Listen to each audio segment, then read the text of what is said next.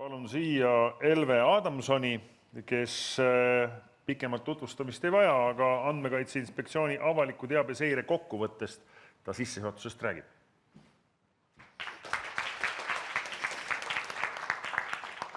Vaatame, aplaus on juba enne ettekannet, et kas peale ettekannet ka aplausi teete mulle. Kui siin enamik tänasest ettekannetest oli avaandmetest, siis mina räägin sellisest igapäevasemast teemast, nendest dokumendiregistritest, mida ajakirjanik loeb nagu ajalehte, mina ka muide, aga mitte võib-olla iga hommikul, et selleks ei jätku mul aega. Aga kui vaba hetk on, siis loen ja räägin siis teile, mida ma siis nägin sealt. Võib-olla enne, kui ma päris oma ettekande juurde lähen, siin Kristi rääkis andmekaitse müütidest, ma võiks neid siia päris palju juurde lisada, eriti teabenõuetele vastamisel, et kui tuleb mulle vaie lauale, siis öeldakse, et see ei ole see teave, mis 28 on, mis peab avalik olema. No, see peab aktiivselt avalik olema, ega see ei tähenda, et teabenõudes seda vastama ei pea.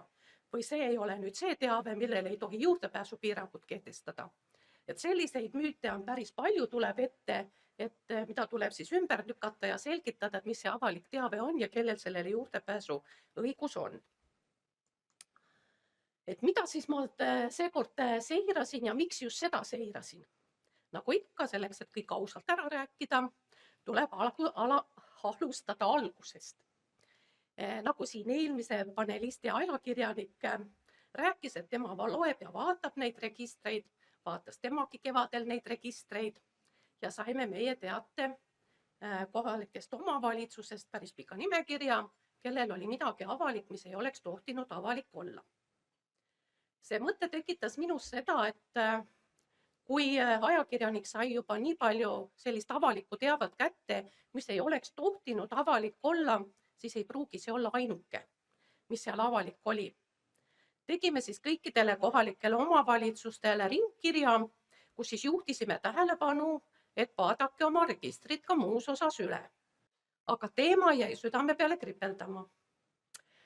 Kui tuli see aeg mõelda, mida siis avaliku teabe päevaks, kas vaadata midagi või teha, siis mõtlesin, et ahah, nüüd on pool aastat möödas, vaatan, kuidas asi on toiminud ja vaatasin. Vaatasin just nimelt, kui tavaliselt nendel päevadel ma vaatan nii-öelda veebilehte kui dokumendiregistreid, siis kuna omavalitsusi on üsna palju, see on üsna aeganõudev töö, võtsin ette ainult dokumendiregistrid. Kui kevadisele nii-öelda vahele jäämisel olid need dokumendid kõik kuskilt aastast 2008, 2009, et üsna vanad dokumendid ja need dokumendid võib-olla, mis olid omavalitsustel enne ühinemist, mida omavalitsust enam ei ole, aga on ta siis nüüd praegu veebilehel nii-öelda arhiivina kättesaadav, et nendes oli hästi palju sellist teavet, mis ei oleks tohtinud avalik olla, siis mina seekord vaatasin põhimõtteliselt viimase aja ajakohaseid registreid, mis siis seal on. Ja otsisin ma natukene laiemalt, kui ma tean, kuidas otsis ajakirjanik, siis mina laiendasin seda otsingut. Vaatasin nii-öelda kirjavahetust, vaatasin eraldi lepinguid, vaatasin õigusakte ja muidugi ma tegin ka märksõnadega otsingu, sest kõik asjad ei pruugi välja tulla niimoodi. Ja vaatasin ma seal siis märgete õigsuspärasust, nagu siin räägiti, et igasuguseid imelikke märkeid on, pannakse peale seda, mida ei tohi panna, et kõik peaks ju olemagi avalik, et ilmselt me salastame liiga palju. Vaatasin ka siis seda, mis on aastate jooksul ikka mulle silma jäänud, et dokumendiregistrites on ka üsna palju dokumente, mis on märgitud küll avalikuks, aga millel ei ole faile, mis tähendab, et me neid ikkagi kätte ei saa ja lugeda ei saa. Ka vaatasin füüsiliste isikute nimede avalikustamist dokumendiregistrist. Kui riigiasutustel võib-olla ei ole see nii suur probleem, teil ei ole võib-olla väga palju sellist sensitiivset ja väga tundlikku teavet, siis kohalikel omavalitsustel on seda tundlikku teavet üsna palju. Just nimelt sellepärast, et nad tegelevad nii eestkoste määramistega kui sotsiaaltoetustega ja muu sellise üsna tundliku ja delikaatse teabega.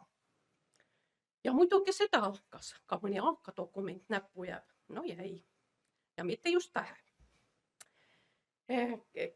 See viimane nelik on siin, mida ma siis kontrollisin, ütleme lisatasud, mis on kõige huvitavam teave 1. mail, enne jõule ja jaanipäeval. Loomulikult lisatasude käskkirjad. Kas need on avalikud, kas nad on piiranguga, mille alusel on, kas võimaldatakse juurdepääsu. Tihti küsitakse ka just dokumenti ja lähetuste käskkirju. Siis vaatasin ka nende osas, et kas need on avalikult kättesaadavad ja protokollide avalikustamist. Tõsi küll, viimasel ajal on rohkem olnud nende volikogu komisjonide protokollide avalikustamisega probleeme, kuigi avaliku teabe seadus otseselt ei ütle, et protokollid tuleks dokumendiregistris avalikustada, on nii mõnedki omavalitsused oma sisemiste kordadega öelnud, et need on kättesaadavad dokumendiregistris. Ja siis vaatasin, kellel mida on, seekord küll kitsalt vallavalitsuse istungite protokolle. Ja mis hakkas mulle seekord silma? See on see teema, kas kõik õigusaktid ja protokollid on dokumendiregistris avalikud. Kui ma neid sirvisin ja võtsin, siis ma avastasin üsna tihti, et osa numbreid on puudu. Ja ma ei leidnudki neid ülesse, need said oma miinused sealt kirja. Muidugi oli ka naljakaid juhtumeid, mida ma pärast näitan, et ega siis, kui sa oled tädimaali kehastuses, siis võib suga kõike juhtuda ja ära iial ütle enne, et sul on valesti, kui sa pole üle kontrollinud, kas ikka on valesti. Ja hakkame siis otsast minema. Ma ei teinud teile mingisuguseid slideshow'd siia, kus ma teile teksti kirjutan, vaid ma võtsin näited kõik teie enda dokumendiregistritest. Muidu on nii, et räägi, küll me usume, tegelikult ei tea, kas see nii on. Aga see, mida ma teile nüüd siis näitan, on kõik teie enda registritest. Dokumendiregistri metaandmed, miks ma nad siia panin? Tegelikult kogu kättesaadavus hakkab peale sellest juba, kui hästi on meil metaandmed dokumendiregistritest täidetud. Sest ületeksti otsing on üles ehitatud dokumendiregistri metaandmetele. Siin küll võib-olla ei ole see näide kõige parem, aga et ta kõik korralikult täidetud ei ole, on näiteks juba saaja saatja puud ju. Kas on sisse tulev dokument, kas on välja minev dokument? Kas on pealkirjad, millised on olemas? Et seal on hästi palju selliseid asju, see ei ole kõige halvem näide, see on niisugune keskpärane. Aga on ka selliseid, kus ei olegi võib-olla rohkem, kui ainult pealkiri on seal. Et sellistest dokumendiregistritest on väga raske mingit teavet üles leida, kui sa täpselt ei tea, kust ja mida sa otsima pead. Nii. Esimene näide, see sama lõige 2 põhjendatud juhtudelt asutuse siseselt adresseeritud teave, millest meil siin ka juttu oli. Neid dokumente ikka tuleb dokumendiregistris ette.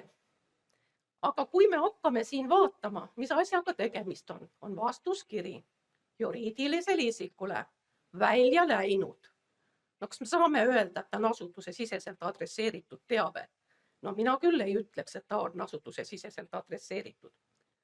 Teine asi, piirang kehtib 75 aastat. Kust see nüüd tuli? 75 aastat me saame panna ju ainult isikuandmetele, mitte muule sellisele teabele. Et selliseid dokumente võib ka päris palju olla. Üks hästi nii-öelda levinud, ma kunagi küsisin ka ühel niimoodi koolituselt, et mis te arvate, mis on dokumendiregistrites kõige rohkem lepingutele pandav piirangu alus. Arvatakse ärisaladus. Viimasel ajal olen ma leidnud dokumendikavandid. Kõik registreeritud dokumendid, aga millegipärast on dokumendikavandid. No ilmselt ta mingi aeg on olnud ju dokumendikavand, aga kui ta ära registreeritud on, neid piiranguid maha pole võetud ja nii nad siis seal kavandina ripuvad. Nii, siin põnevat on. Kui ma võtan nüüd see, et tegemist on lepinguga, pealkiri, veeohutustendide koostööleping, mis see piirang on? Kriminaalmenetluses kogutud teave. No väga küsitav, et lepingude koostamine ja tegemine on juba eelnevalt kriminaalmenetlus. Võib-olla on, ei tea. et mis see nüüd on, et tavaline, kui mulle ka tulevad laua peale kaebused ja vaided sellega, et kontrollige ühte või teist piirangu alust, siis arvatakse seda, et noh, AKI-l on kõigile juurdepääs, küll ma lähen vaatan, mis seal on. Tegelikult ju AKI-l on täpselt sama palju juurdepääsu kui igal teisel inimesel dokumendiregistritele. Mina näen neid ka avalikust vaatest. Ma ei näe dokumendi sisu. Selleks, et ma teaksin, kas see piirang on õiguspärane põhjendatud, on nagu Pille ka ütles paneelis 2 võimalust. Kas mine koha peale vaatama või küsi dokumendid välja, et hakata hindama, kas ta on siis õiguspärane või ei ole. Muidugi, mul ei ole siin ühte näidet, mida ma väga kahetsen, mis mul kadus käest ära. Oli mingisugune teema, millel oli piirang AFTSi paragrahv 35 lõige 1.4, mis on kaitseväe, mis iganes tabelid varustuse kohta või mida iganes. Küll mina mõtlesin tükk aega, et mis pagana pärast või kuidas see piirang on sinna saanud. Tegelikult oli see ilmselt näpukas. Ilmselt pidi see piirang olema 14.1 oli eest ära jäänud. Aga selliseid asju on päris palju, et need on need lõbusamad kohad siin dokumendiregistris, mida me siis leiame. Et nüüd alati mitte ainult siis nii-öelda kohalikele omavalitsustele tuhka pähe raputada ja öelda, et seal on kõik pahasti ja halvasti, on mul siin üks näide, kus on siis teavituskiri eelnõu tutvustas hävinenud ehitismälestised. Esimene küsimus tekib mulle ja saaja on siis nii-öelda Muinsuskaitseamet.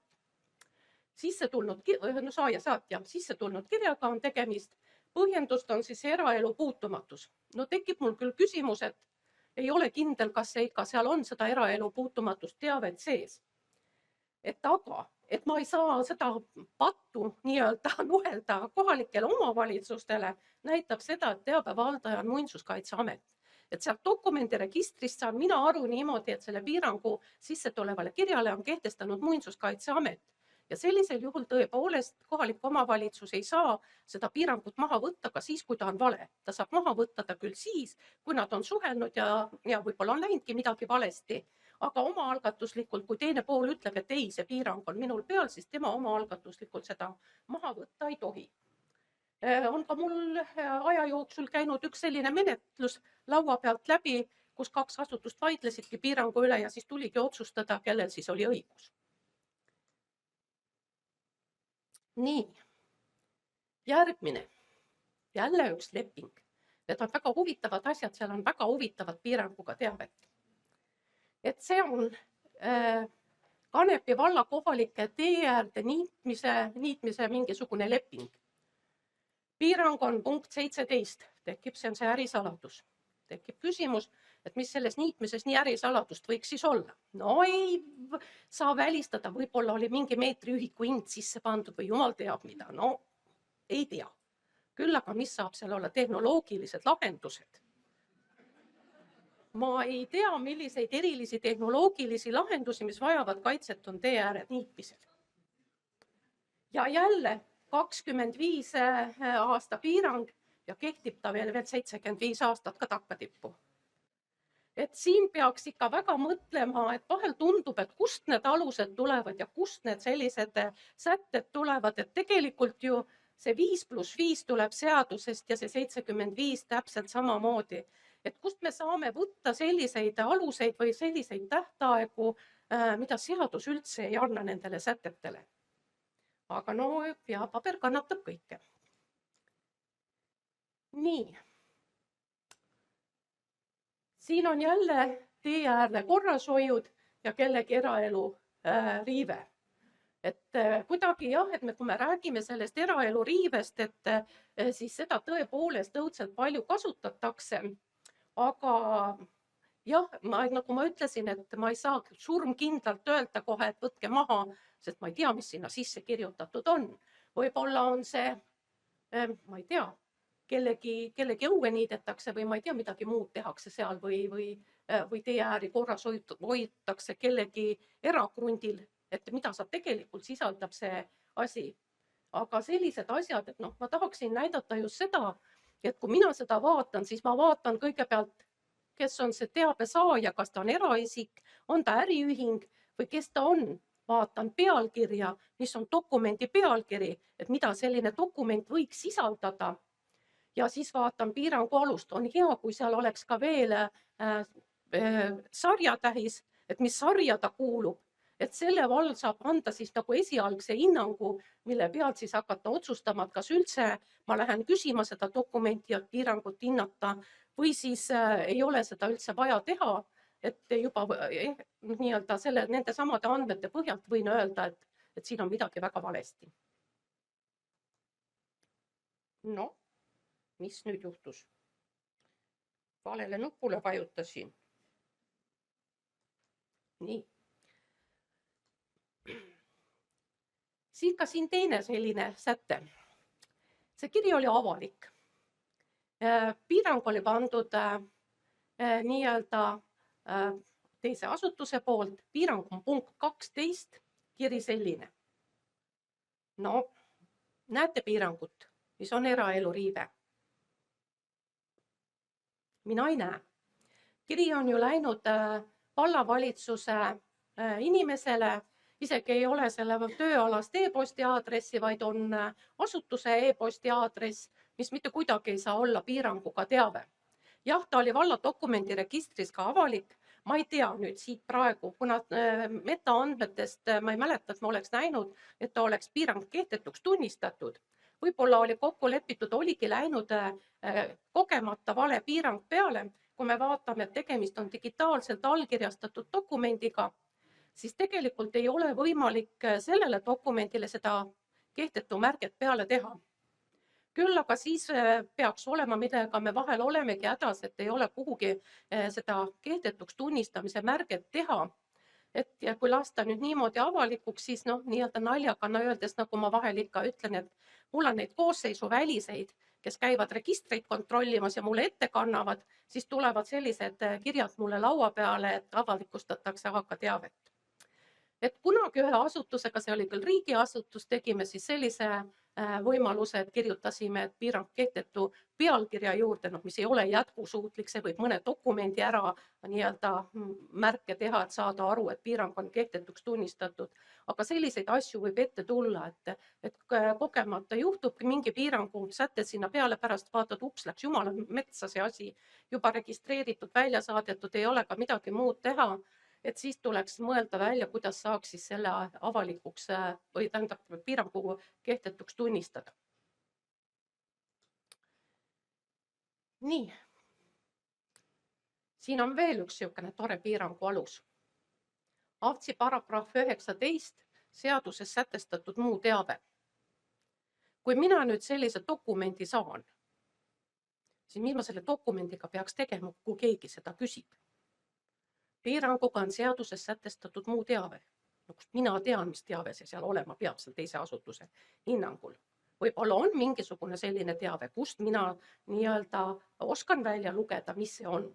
Tegelikult ei ole lubanud ma seda sätet panna ka juurdepääsu piirangute klassifikaatorisse just nimelt sellepärast, et siit ei ole aru saada, millist teavet ma pean kaitsma või mis on siis see piiranguga teave. Siin peaks olema juures vähemalt mingi eriseaduse säte, mis ütleb, mis teave on siin dokumendis piiranguga. Sest vastasel juhul on see täiesti võib-olla aru saamatu, kas üldse mingisugune teave siin piiranguga on. Siin on mingi seaduse eelnõu veel, et tekib üldse küsimus, et kas seda on üldse põhjust panna piiranguga, et seaduse eelnõud on reeglina võivad olla, ei ole kohustatud olema piiranguga senikaua, kui nad saadetakse kooskõlastamisele. Kui ta teise asutusse on läinud, ma ei näe siit otseselt, et kas ta on kooskõlastamiseks läinud või mis seisus ta on, aga tekib kahtlus, et kas siin üldse peaks olema. Nii, jälle tore piirangu alus. Volikogu töökord. Kui piirangud saavad meil tulla ainult seadusest, siis volikogu oma töökorraga ei saa teabele juurdepääsu piirata. Seda enam, et tegemist on arupärimisega. Minu meelest kõik arupärimised peaksid olema avalikud. Et kui volikogu liige teeb vallavalitsusele arupärimise, siis mis saab olla see, mis seal piiranguga on võimalik, et kui ma küsin kellegi isiku kohta midagi on, kellegi suhtes mingi menetluspooleli, ma ei välista, et seal teinekord võib midagi olla, aga kindlasti ei ole see volikogu töökord, mis sinna juurdepääsu piirab. Need olid need lõbusamad pooled meil nüüd, mis sealt dokumendiregistritest oli nii-öelda pisteliselt leitavad. Toonitan siin, et kui mina neid järelevalveid teen ja neid seireid teen, siis ma kindlasti ei jõua ju dokumendilt läbi käia, sest dokumendiregistrites on tohutult palju dokumente. Ma teen pisteliselt neid ja kui mulle pisteliselt jääb nii palju asju vahele, siis tekib mul küsimus, palju neid tegelikult seal on. Et nagu ka siin varasemalt käis, et tegelikult te ei saa oodata seda, et mina käin ja otsin teile ja toon siis kandikule ette ja ütlen, et olge head, parandage nüüd see asi ära. Vaid see on ikkagi iga asutuse enda asi tagada, et need asjad oleks õiged ja korras. Teha ka nii-öelda monitoorimist ise. Mis on nagu siin viga? Võib-olla asutused teevad sisevaatest. Tehke välisvaatest. Välisvaates jääb teile kõige rohkem asjad ja kõige kiiremini pihku, mis teil valesti on. On ka näiteid, see ei ole küll sellest seirest, aga on näiteid, kus ma ütlen asutusele, et kuulge, teil on dokumendiregister maas. See esimene ehmatus on, mis mõttes meil kogu aeg korras ju. Ja tuleb välja siis vastavalt vastuses mulle, et noh jah, mingi linnuk oli kuskilt ära kadunud ja ei kuvanud välisvaatesse. Aga kui sa oleksid välisvaatest käinud vaatamas, oleks see sulle kohe juba silma jäänud, et midagi on valesti. Nii, see on see lõbus koht, kus mulle tavaliselt ka helistatakse ja öeldakse, et teate, meil on üks dokument siin, no ei tahaks teda avalikuks lasta, aga mul ei ole siia midagi alla või piiranguga panna. Et noh, aita ühesõnaga, no mina olen nii halb inimene, mina ei aita. Mina ei ütle kunagi teile, mis see piirangu alus peab olema. Ma võin teiega arutleda, millisel juhul midagi saab panna, aga kindlasti ma ei ütle seda piirangu alust. Siin on dokument tunnistatud piiranguga dokumendiks, ei alust, ei aega, ei mitte midagi. Arva ära, mis ma mõtlesin. Jälle tee kasutamise leping. Millegipärast nende teede ja tee äärtega on üks jama kõikides asutustes. Nii. Ja siin on nüüd siis üks näide sellest, mida ikka ja jälle leidub hästi palju dokumendiregistrites. Ei ole piirangut dokumendile peale pandud ja ei võimaldata ka juurdepääsu. Ja ka selles seires sain ma üsna palju selliseid dokumente kätte, mis on küll nagu avalikud peaksid olema, mõnel on veel kenasti kirjutatud ka, et avalik, aga ei piirangut, ei faili. Ühesõnaga pooled metaandmed tegemata ja võib-olla dokument ka avalikuks laskmata, et kui ta peaks avalik olema. Et selliseid asju leidub meil päris palju. Nii. Nüüd läheb asi natuke tõsisemaks. Kus ma siis käisin ja leidsin päris palju piiranguga teavet. Siin on üks korraldus, mis on siis avalik ja kus on sotsiaaltoetuste saajate nimekiri koos makstud toetustega taga. Et see ei olnud ainukene selline dokument, selliseid dokumente oli veel. Mida ma siis veel nägin nendest nii-öelda dokumentidest, mida ma sain?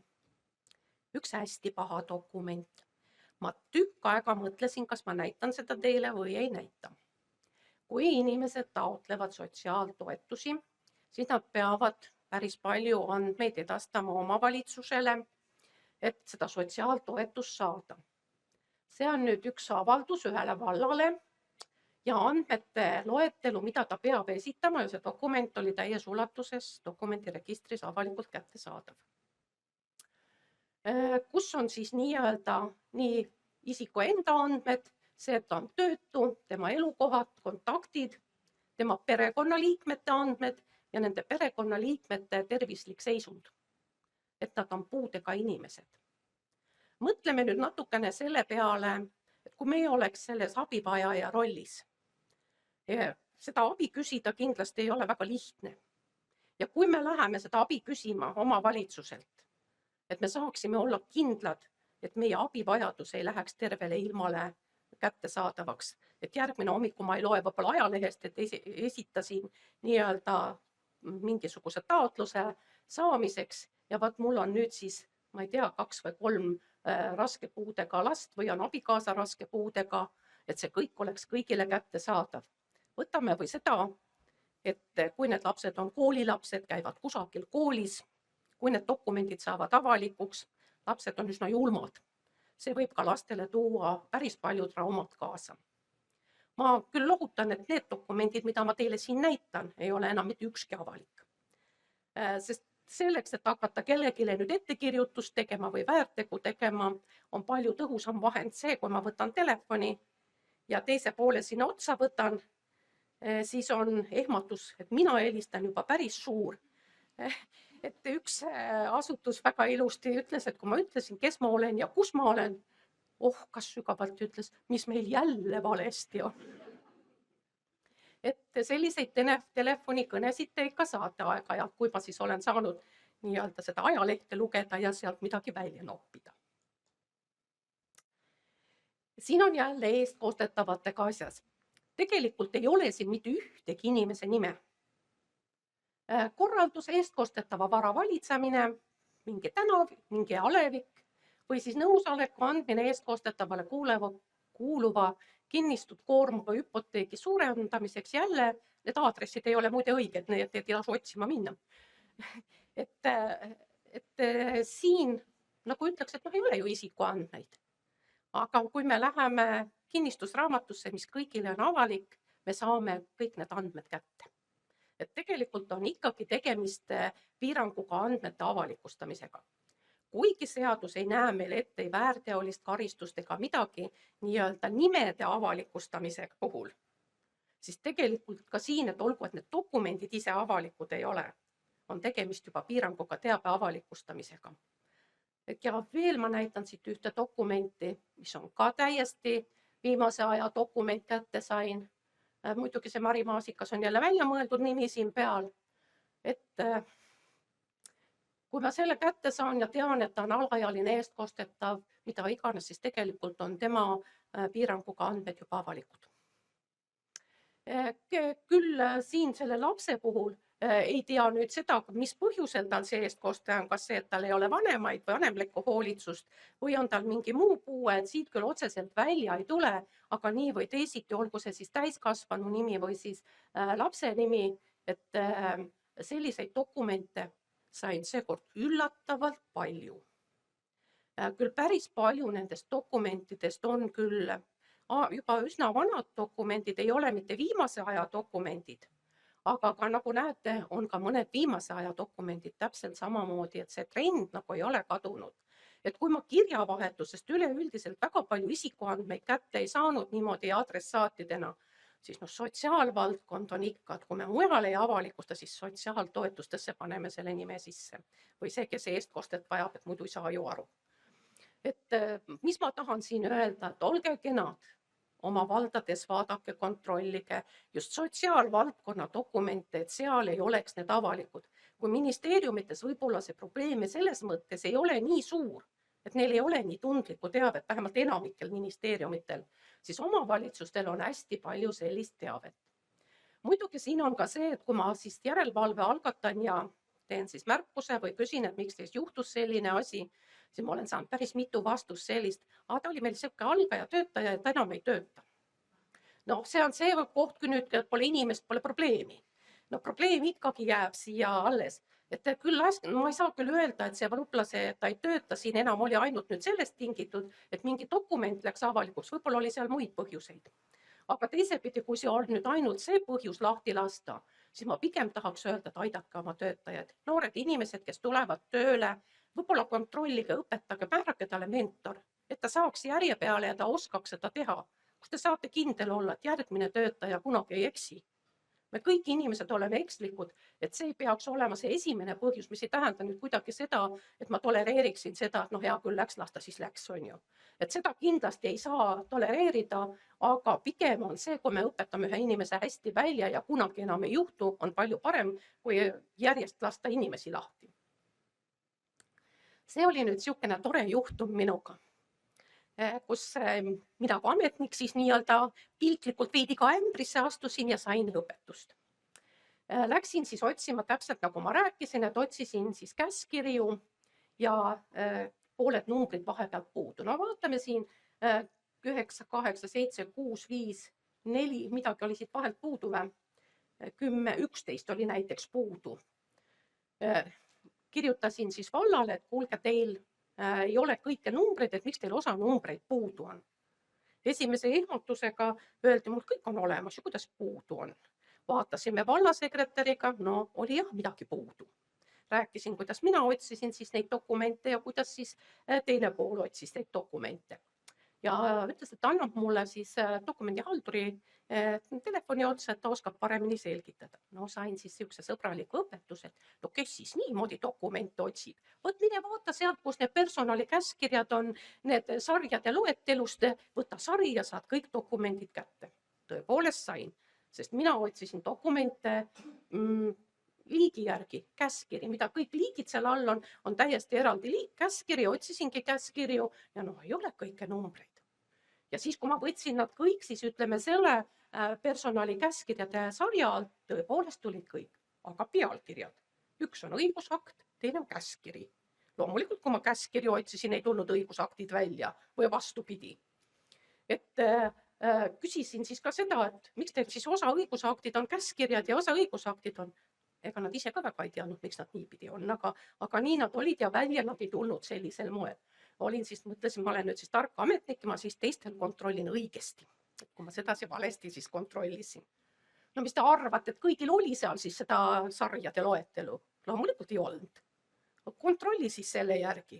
Ikkagi pidin vaatama siis liigi järgi ja nii kui ma siis neid üles ei leidnud, siis selle miinusega sai. Tegin siis veel 3. proovi, et olla siis tark ametnik ja kõik asjad kätte saada. Näen siin sarja numbrit ees. 12.1. Ütleme, et siin oli see 11 puudu, lõin selle sarja numbri 12.1, tuli välja. Oligi, aga niimoodi välja ei tulnud. Lõpuks mõtlesin, pagan, miks mina pean niipidi otsima, kui ma otsin liigi järgi, teil on liik kantud ja sedasi välja ei tule. No kui ma ikka ei saa, siis ma igat dokumenti ükshaaval ka üle kontrollima ei hakka. Ja te olete oma miinuse kirja saanud, kui nad välja ei tulnud. Nii, järgmine kena asi. Need samad töötasu maksmised. Kuigi see säte, AVTSi paragrahv 36 lõige 1 punkt 9, mis ütleb, et piirangut ei tohi kehtestada ka töölepinguga töötajale makstud tasude ja hüvitiste kohta, leian ma jätkuvalt neid samu sätteid sees, et lisatasu maksmine on see töölepingu seaduse alusel pandud kinni. Ma ei väida, et ühtegi lisatasu käskirja ei saa piiranguga panna, kindlasti saab. Sest neid lisatasusid või toetusi või erinevaid makseid võib teha ka mingi perekondliku sündmuse puhul, olgu siis kas lähedase mingisuguse matuse või mingisuguse muu perekondliku sündmuse puhul, siis see punkt 12 on täiesti asjakohane. Aga kui neid dokumente on ikka nii-öelda 3/4, siis ilmselt ei ole see päris õige. Seal on juba midagi viltu, kus neid siis nii-öelda piiranguid on ilmselt pandud üle aru. Ka lähetuse käskirjad, täienduskoolitusele lubamine. Võib-olla ei ole kõige parem näide, et oleneb, mis koolitus see oli. Võib-olla oli oma raha eest ja ei olnud üldse tööülesannetega seotud, aga teisepidi on ta lähetuskäskiri, siis ma eeldan, et on see tegemist ikkagi tööalase koolitusega, et sellisel juhul see punkt 12, kui te käite lähetuses riigi raha eest, ei ole ilmselt õiguspärane. Kokkuvõtteks. Vaadake üle oma dokumendiregistrid. Kuna teie dokumendiregistrites on tohutult palju vanu dokumente, algavad nad sealt 2000. aastate algusest, mis tähendab, et ilmselt kirjavahetus peaks olema ammu hävitatud, säilitustähtajad on möödanud. Hävitage need dokumendid, mida teil ei ole vaja, mis ei ole enam õiguspärased ja andke ülejäänud dokumendid arhiivile üle. Siin saab jälle seda öelda, et ei ole dokumenti, ei ole teil probleemi. Aga siin ka on muidugi teabenõudjaid olnud selliseid, kes ütlevad, et mis mõttes, et peavadki eluaegsed olema säilitatud. No ei pea. Säilitustähtajad saavad tulla kas seadusest siis või siis, kui seadus ei anna, siis asutus määrab need säilitustähtajad. Teine asi, mida aetakse siin ka päris palju segamini, on nii säilitustähtaega kui piirangutähtaega. et kui piirangu tähtaeg on teil 75 aastat, siis te ei pea dokumenti 75 aastat säilitama. Dokumendi võite ära hävitada 5 aasta pärast, kui teil see säilitustähtaeg oli 5 aastat. Ja pöörake siis suuremat tähelepanu oma ametnike töötajate koolitusele. Minu meelest on see olukord läinud natukene kehvemaks sellest ajast, kui enam dokumendihaldurid neid ei registreeri, vaid iga ametnik registreerib ise oma dokumendid. Et ilmselgelt võib-olla on meil väga hea maakorraldaja, ehitusmees sealt vallas, aga avalikust teabest võib-olla väga palju ei tea. Et isegi kunagi helistasin mingis avaliku teabe teemas ühele vallasekretärile, kus sain vastuse. Teate, mul on siin 150 asja, see avalik teave on kõige viimane asi, mille peale ma mõtlen. No ega mind küll see väga ei loksutanud, aga ühesõnaga ma saan aru, et ongi valdadel väga palju erinevaid ülesandeid ja mõnel puhul võibki see avalikule teabele juurdepääsu osa olla sihukene võib-olla teisejärguline, mis ei tähenda siiski seda, et me võiksime sellega kuidagi kergekäeliselt üle käia. Ja siis kontrollige oma dokumendiregistri välisvaadetest, millised dokumendid on teil seal avalikud ja millised teil ei ole. Kokkuvõtteks.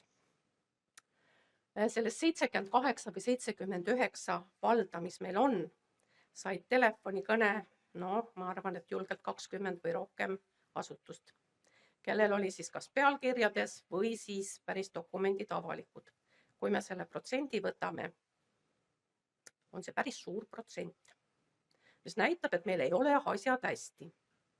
Et tuleb ikkagi minna vaadata, kontrollida üle oma registrid asjad, kus teil midagi on siis avalikud või mis peaksid olema piirangud. Aga siiski leidsime mõningaid päris korralikke dokumendiregistreid, mille tahtsime siis natukene tunnustada. Aga ega seegi päris libedalt läinud. Et need registrid, mis me siis esimese hooga välja valisime, tegime täiendava kontrolli. Häda ikka jäid vahele. Et päris nulliga, kellel midagi ei leidnud, me ei leidnud, aga siiski 2 registrit me leidsime sellist, mida me siiski tahaksime tunnustada. Seal omad väikesed vead on, nad on üsna nii-öelda võrdväärsed ja et see ei oleks siis nüüd ainult minu suvaotsus. Siis me seal lasin vaadata ka üle teistel inimestel, et kuidas neile tundub, kes on siis parem. Ja selle tulemusena, et nüüd tunnustada, palun kõigepealt siia meie peadirektori Pille Lehise ja annaks siis välja 3. kohta ei anna välja, anname 2. ja 1. koha välja.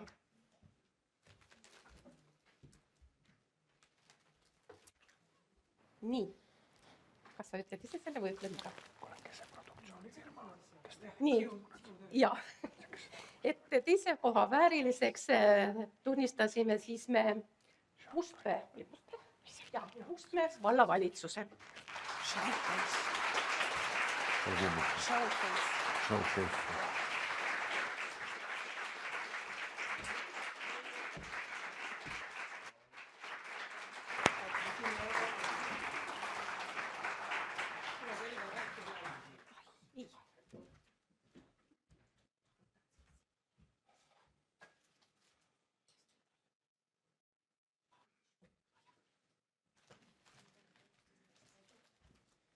Ja esimese koha ja parimaks me siis leidsime Tõrva vallavalitsuse.